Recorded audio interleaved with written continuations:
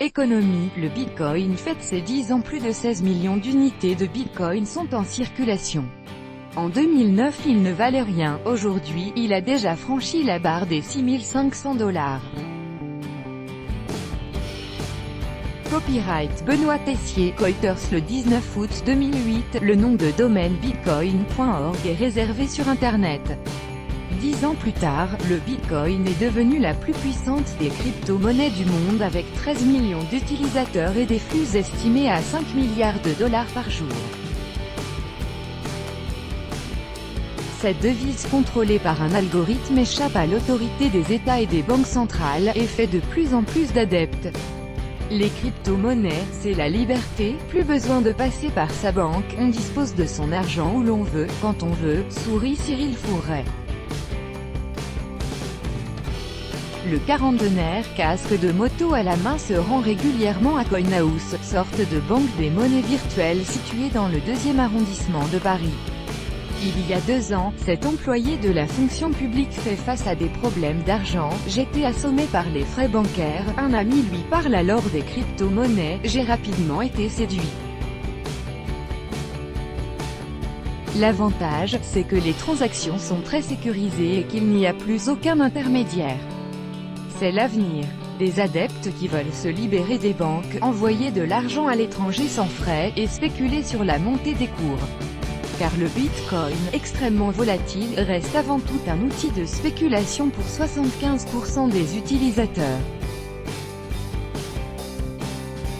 Il faut dire que la devise peut rapporter gros. Entre 2012 et 2017, son prix a été multiplié par 1500.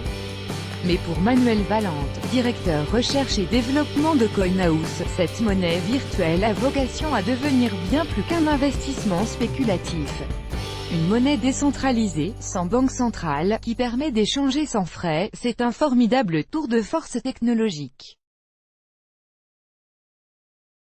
Manuel Valente, directeur des opérations à la Maison du Bitcoin à Paris, plateforme d'échange. RFI, Ariane Ghafouri. Une utopie libertaire créée par un certain Satoshi Nakamoto, mystérieux inventeur qui ne révélera jamais sa véritable identité. Le Bitcoin entend libérer les internautes des banques et des grandes entreprises. À l'origine, c'est une philosophie.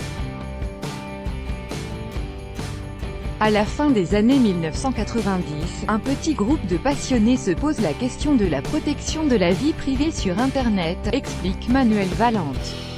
Il se demande ce qu'il se passerait si les grands groupes et les gouvernements commencent à exploiter et revendre toutes les données laissées par les internautes sur Internet.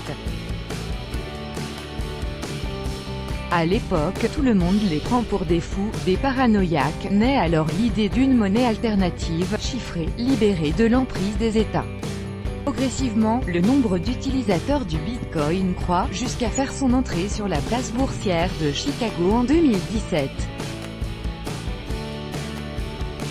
Aujourd'hui, 13 millions de personnes utilisent cette monnaie à travers le monde, un chiffre qui devrait continuer à croître d'après Manuel Valente.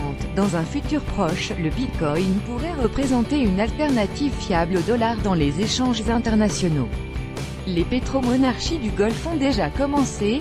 Écoutez, Bitcoin, bulle spéculative ou révolution financière?